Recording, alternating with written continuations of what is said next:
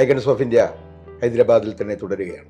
Icons of ഇന്ത്യയിൽ അതിഥിയായി എത്തുന്നത് ഒരു വ്യവസായി മാത്രമല്ല, നല്ലൊരു കലാകാരനാണ്, ചിത്രം വരക്കുന്ന ആളാണ്, സിനിമാ നടനാണ്. അപ്പൊ നമുക്ക് അദ്ദേഹത്തെ സ്നേഹത്തോടെ നമുക്ക് ഐക്കൺസ് ഓഫ് ഇന്ത്യയിലേക്ക് സ്വാഗതം ചെയ്യാം. ഡോക്ടർ സജി ഡിസൂസ.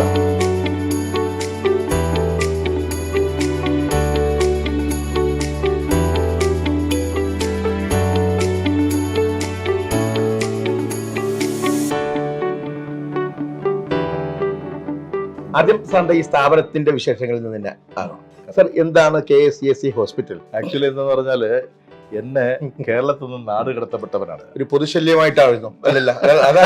ഞാൻ ഇപ്പൊ പഠിച്ചോണ്ടിരുന്നപ്പോ പഠിക്കാൻ മോശമല്ലായിരുന്നു. ആയുർവേദ കോളേജിൽ എനിക്ക് ഇതിന് കിട്ടി. അപ്പൊ അതുപോലെ തന്നെ എനിക്ക് സെന്റ് ജോൺസ് മെഡിക്കൽ കോളേജിലും അഡ്മിഷൻ കിട്ടി. ഓൾ ഇന്ത്യയിലെ ടോപ്പ് 120 റാങ്ക്സിനെ സെലക്ട് ചെയ്തിട്ട് അതിനകത്ത് നമ്മളും വിട്ടു.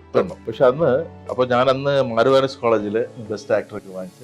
അങ്ങനെ ഇരിക്കുന്ന സമയമാണ്. അപ്പൊ സ്കൂളിലെ ബെസ്റ്റ് ആക്ടർ ആയിരുന്നു. പിന്നെ അത് കഴിഞ്ഞ് മാരുവാനസ് കോളേജിൽ പ്രീ ഡിഗ്രി ചെയ്തപ്പോ അത് അവസാനം എല്ലാ കലാകാരന്മാരുടെയും അന്തിമ ലക്ഷ്യം ഏതാണ്?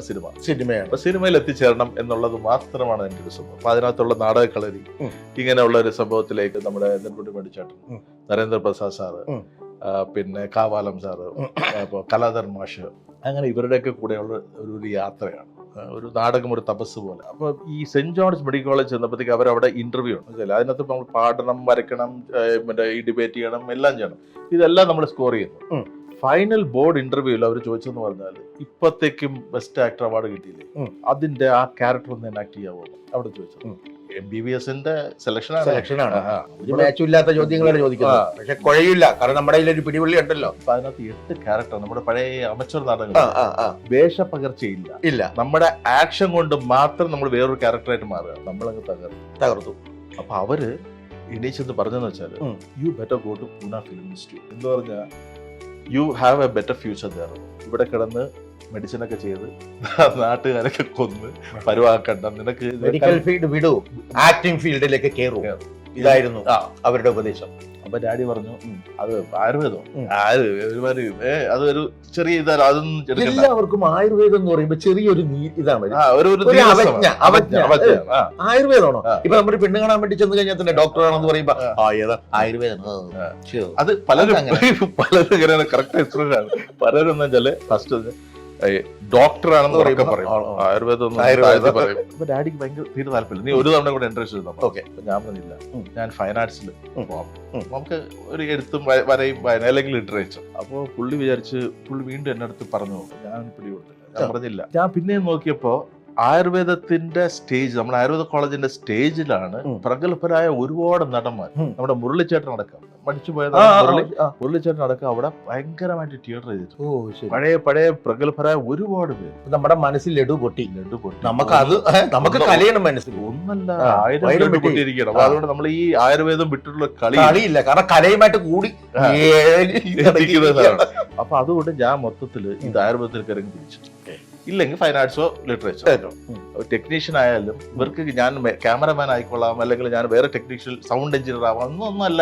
എല്ലാവർക്കും മുമ്പ് വരണം എന്നാണ് ഇത്. അതുകൊണ്ടൊന്നും നടക്കാത്തതുകൊണ്ട് സിനിമയിൽ എങ്ങനെയെങ്കിലും പിടിച്ചു നിൽക്കാൻ വേണ്ടിയാണ് മറ്റു പല പണികളും പലരും ചെയ്യുന്നത്, അല്ലെ? അപ്പോ നമുക്ക് അഭിനയിക്കണം. അപ്പൊ ഞാനിങ്ങനെ അത് കഴിഞ്ഞ ആയുർവേദ കോളേജിലെ ബെസ്റ്റ് ആക്ടർ, ആയുർവേദ കോളേജിലെ കലാപ്രതിഭ. അപ്പൊ ആകാശവാണിയിൽ ഒരു 10-18 ഷോർട്ട് സ്റ്റോറീസ് ചെയ്തു. ഫിലിംസിൽ ആർട്ട് ഡയറക്ടറുടെ കൂടെ പഠിക്കണം. ഓക്കെ, ഇപ്പൊ ലോങ് സ്റ്റോറി കട്ട് ഷോർട്ട് എന്ന് പറയുന്ന പോലെ തെലുങ്കിൽ ഇപ്പൊ ഞാനിപ്പോ കഴിഞ്ഞ 26 വർഷമായിട്ട് ഹൈദരാബാദിലാണ്. ഇവിടെ സ്റ്റേറ്റ് അവാർഡ് കിട്ടിയെന്നുള്ളതാണ്. ശബ്ദം കൊടുത്തത് അത് പറയാം, അത് ഭയങ്കര തമാശ. ഞാനും എന്റെ സംവിധാനം കൂടെ ചെയ്ത ഒരു ക്യാരക്ടറാണ്. ഒരു കിറുക്കൻ അല്ലെങ്കിൽ ഒരു വട്ടമായിട്ടുള്ള psychiatrist, with due respect all psychiatrist. അതുപോലെ തന്നെ ഇപ്പൊ എന്ന് പറഞ്ഞാൽ ഡാഡിക്ക് ശരിക്കും കാർഡിയാക് അറസ്റ്റ് വരികയും എനിക്ക് ആ ക്യാരക്ടർ അഭിനയിക്കാൻ പറ്റാതെയും വരുന്നു. അപ്പൊ അത് നാട്ടിൽ നമ്മുടെ പ്രതാപോത്തൻ ചേട്ടൻ. നാട് കൃത്യമായിട്ട് പറയും. നാട് എവിടെയാണ്? ഞാൻ ആക്ച്വലി കഴക്കൂട്ടം, എന്റെ തിരുവനന്തപുരം. മമ്മിയുടെ സ്ഥലം കഴക്കൂട്ടം, ഡാഡിയുടെ സ്ഥലം വിഴിഞ്ഞം. അച്ഛന്റെ പേര് എന്താണ്? അച്ഛന്റെ പേര് ബലിദാസൻ ഡിസൂസ. അമ്മയുടെ പേര് പെട്രീഷ്യ ഡിസൂസ. തറവാട്ട് പേര് എന്താണ്? തറവാട്ട് പേര് ഞങ്ങളുടെ ഇപ്പോഴത്തെ സെന്റ് മേരീസ് കോട്ടേജ്. എനിക്ക് ഒരു സഹോദരനെ ഉണ്ടായിരുന്നുള്ളൂ, അതിന്റെ അനിയനാണ്. പുള്ളി മരിച്ചുപോയി. ഇപ്പൊ ഇല്ല. ചെറിയ വിദ്യാഭ്യാസമൊക്കെ ഇവിടെ ഇരുന്നു. 1ാം ക്ലാസ് മുതൽ അത് ബാംഗ്ലൂരായിരുന്നു. പിന്നെ അത് കഴിഞ്ഞ് ഇവിടെ ജ്യോതി നിലയം എന്ന് പറഞ്ഞൊരു സ്കൂളില് അവിടെയാണ് എന്റെ ബാക്കി 3rd സ്റ്റാൻഡേർഡ് മുതൽ 10 വരെ അവിടെയാണ്. അപ്പൊ എപ്പോൾ മുതലാണ് നമ്മുടെ ശരീരത്തിന്റെ ബ്ലഡിലേക്ക് ഈ കലാകാരൻ എന്ന് പറയുന്ന സംഭവം കയറിയത്? അഭിനയം, ചിത്രരചന അല്ലേ? അത് ചിത്രരചന എങ്ങനെയായിരുന്നു? കൊച്ചുനാൾ മുതലുണ്ടായിരുന്നു? ഉണ്ടായിരുന്നു. ഡാഡി അത്യാവശ്യം വരയ്ക്കായിരുന്നു. പിന്നെ നമ്മൾ ഈ ക്യാമൽ കളർ കോൺടെസ്റ്റ് എന്ന് പറഞ്ഞിട്ട് സ്കൂളിൽ പഠിക്കുന്ന സമയത്ത് പെയിന്റിംഗ് കോമ്പറ്റീഷൻ ക്യാമൽ കമ്പനി അവരാണ് നടത്തുന്നത്. അപ്പൊ അതെനിക്ക് 3 തവണ തുടർച്ചയായിട്ട് നാഷണൽ അവാർഡ് കിട്ടി. 8ാം ക്ലാസ്, 9ാം ക്ലാസ്, 10ാം ക്ലാസ്. ഞാൻ പറഞ്ഞില്ലേ, നമ്മുടെ ഏറ്റവും ഈറ്റില്ലം, ഈ കലകളുടെ ഈറ്റില്ലമായ ആയുർവേദ കോളേജിൽ എത്തിയപ്പോഴത്തേക്ക് അവിടെ പോസ്റ്റർ ഡിസൈനിങ്, എപ്പോഴും എന്തിനെങ്കിലും ഒരു ബാനർ എഴുതണം അല്ലെങ്കിൽ പോസ്റ്റർ വരയ്ക്കണം. അപ്പൊ അങ്ങനെ എൻ്റെ ഒരു പോസ്റ്റർ കണ്ണിന്റെ നമ്മുടെ നേത്രദാനത്തിന് അവരത് ഉപയോഗിച്ചത്, ഞങ്ങൾക്ക് ഒരു അവാർഡ് കിട്ടിയിരുന്നു. പിന്നെ നമ്മുടെ കലോത്സവത്തില്, ആയുർവേദത്തിന്റെ കലോത്സവത്തില് നമ്മുടെ ഈ ലോഗോ ഒക്കെ ഡിസൈൻ ചെയ്യാൻ, അപ്പൊ അത് ഞാനാണ് ലോഗോ ഡിസൈൻ ചെയ്തത്. ചിത്രരചന പക്ഷെ കണ്ടപ്പോൾ എനിക്ക് ഭയങ്കരമായിട്ട് അത്ഭുതം തോന്നി കേട്ടോ. നല്ല ഉഗ്രനായിട്ട്, നല്ല പെയിന്റിങ്. അത് ഞാൻ ഇപ്പൊ അതും എന്താ വെച്ചാൽ എനിക്ക് എന്റെ സ്കൂൾ സുഹൃത്തുക്കളോടാണ് നന്ദി പറയേണ്ടത്. അതുപോലെ എന്റെ ആയുർവേദ കോളേജിലെ സുഹൃത്തുക്കളോട്. എന്താന്ന് വെച്ചാല് കോവിഡ് വന്നില്ലേ, കോവിഡ് വന്നപ്പോ എല്ലാവരും പണിയില്ലാതെ ഈ സമയത്ത് നമ്മുടെ ഈ വാട്സപ്പ് ഗ്രൂപ്പ് ഒക്കെ ആക്റ്റീവായി. അപ്പൊ എന്റെ കുറെ കൂട്ടുകാരെ എന്നെ ഓർമ്മിപ്പിച്ചു, എടാ നീ അന്ന് വരയ്ക്കുമായിരുന്നല്ലോ, അപ്പൊ ഒന്ന് വരയ്ക്കണം, എഴുതുമായിരുന്നല്ലോ, എഴുതണം. ഒരു 2 വരി കവിത. ഇപ്പൊ കവിത ഞാൻ സ്വന്തമായിട്ട് എഴുതിയ കവിത പാടൂല എന്ന് പറയരുത്. ഇല്ല, ഞാനത് ഇത് വരികൾ പറയാം. നമ്മുടെ പാട്ടായിട്ട് ഇപ്പൊ എഴുതിയത് പ്രണയത്തെ കുറിച്ചാണ്. നല്ല ഇൻട്രസ്റ്റ് എല്ലാരും. പറഞ്ഞറിയാതറിയും സുഖമാം നോവോ പ്രണയം, പറഞ്ഞറിയാൻ കഴിയാ മധുരമാം കൈപ്പോ പ്രണയം. അപ്പൊ അത് നമ്മളെ ഒരു സുഹൃത്ത് കമ്പോസ് ചെയ്തിട്ട് നമ്മുടെ കലർ ഗോപൻ ചേട്ടന്റെ മകള് കല്യാണി പുള്ളിക്കാരി പാടി. അപ്പൊ ഒരു ഗസൽ ഫോം ആയിട്ടുള്ള ആ ഒരു പാട്ട് ഉണ്ട്. അപ്പൊ വേറെ കാര്യം ചോദിക്കട്ടെ, അപ്പൊ നമ്മൾ എന്തായാലും അവിടെ നിന്ന് പോകുന്നു, പിന്നെ ഹൈദരാബാദ് വന്ന് ഇങ്ങനെയൊക്കെ പല സംഭവങ്ങളും കഴിഞ്ഞ ശേഷം നമ്മളിങ്ങനെ തുടങ്ങി. ഇതിനൊക്കെ കല്യാണം, വിവാഹമൊക്കെ എപ്പോഴാണ്? വീട്ടിൽ നിന്ന് പല ആലോചനകൾ വരുന്നു. അപ്പൊ എനിക്ക് അല്ലല്ല, അതുകൊണ്ടല്ല, ഡോക്ടർ എന്നുള്ള രീതിയിൽ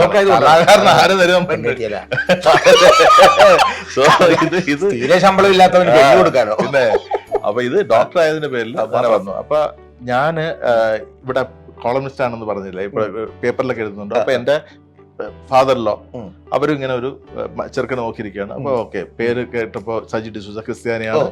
പേരിൽ തന്നെ ഒരു വെയിറ്റടക്കല്ല, ഡിസൂസ എന്നൊക്കെ പറഞ്ഞു കഴിഞ്ഞാൽ നിസ്സാര പേരല്ല. കള്ളൻ ഡിസൂസ അല്ല, അല്ല ഡിസൂസ എന്ന് പറഞ്ഞാല് ഇച്ചിരി വെയിറ്റ് ഉള്ള പേര് തന്നെയാണ്. അങ്ങനെ പാവപ്പെട്ടവരൊന്നും ആരും അങ്ങനെ ഇടിയല്ല ഡിസൂസ എന്നൊക്കെ. അപ്പൊ അങ്ങനെ പുള്ളിക്കാരൻ ഇങ്ങനെ പേപ്പറിൽ നോക്കുന്നു. അപ്പൊ നമ്മുടെ ആർട്ടിക്കിൾസ് ഒക്കെ കാണുന്നു. അപ്പൊ അങ്ങനെ വന്നിട്ട് അപ്പൊ എന്റെ വൈഫ് നാട്ടിൽ അന്ന് ഏതൊരു കല്യാണത്തിന് പോയിരുന്നു. അപ്പൊ എന്റെ പാരന്റ്സ് പോയിട്ട് അവളെ കാണുന്നു. പെണ്ണ് കാണുന്ന ഒരു തമാശയാണ്. ഞാൻ എന്നെ ഇവിടെ എന്റെ വൈഫിന്റെ പേര് ആൻസി എന്നാണ്. അപ്പൊ ആ പുള്ളിക്കാരിയുടെ പാരന്റ്സ് എന്നെ ഇവിടെ കാണുന്നു. അപ്പൊ ഇവർക്ക് ഇഷ്ടമാവുന്നു.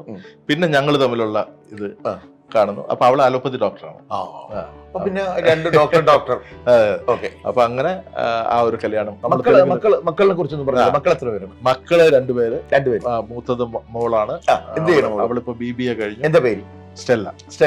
ഞങ്ങൾ വീട്ടിൽ അമ്മു, ഇപ്പൊ മലയാളികൾ എല്ലാരും പെൺകുട്ടികൾ അമ്മു എന്ന് വിളിക്കുന്നതുകൊണ്ട് എനിക്ക് പറയുന്നത്. അപ്പൊ സ്റ്റെല്ല ഇപ്പം അവളിപ്പോ ഒരു സ്റ്റാർട്ടപ്പ് തുടങ്ങാനുള്ള പരിപാടിയിലാണ്.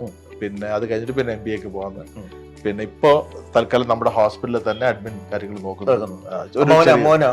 മോനിപ്പോ 12th കഴിഞ്ഞു. അവനിപ്പോ നീറ്റിന് 12th നടന്നുകൊണ്ടിരിക്കുന്നു. നീറ്റിന്റെ പ്രിപ്പറേഷൻ. പിന്നെ നമ്മുടെ ഇവിടെ തന്നെ പ്രവാസി മലയാളികളുടെ ഒരു സംഘടനയാണ് കർഷവും. ഇത് അപ്പൊ അവരുടെ അവാർഡ് എനിക്ക് കുറെ വർഷങ്ങൾക്ക് കിട്ടിയിട്ടുണ്ട്. അത് എനിക്ക് ഞാൻ വളരെ റെസ്പെക്ട് ചെയ്യുന്ന 2 പേരുണ്ട്.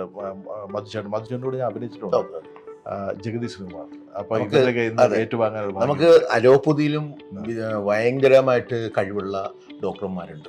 അതുപോലെ തന്നെ ആയുർവേദത്തിലും സാറിനെ പോലെയുള്ള ഒത്തിരി കഴിവുള്ള ഡോക്ടർമാരുണ്ട്. കാരണം ഡോക്ടർമാരാണെങ്കിൽ തന്നെ എന്തെങ്കിലുമൊക്കെ ഒന്ന് ചെയ്യുന്നുള്ളൂ. ഇത് അങ്ങനെയല്ല, ഭയങ്കരമായിട്ട് ഇതിൽ ഇൻവോൾവ് ആണ്. എല്ലാ കലാപരമായിട്ടുള്ള കാര്യങ്ങളും പാട്ട് എഴുതുന്നു, മ്യൂസിക് ചെയ്യുന്നു, അഭിനയിക്കുന്നു.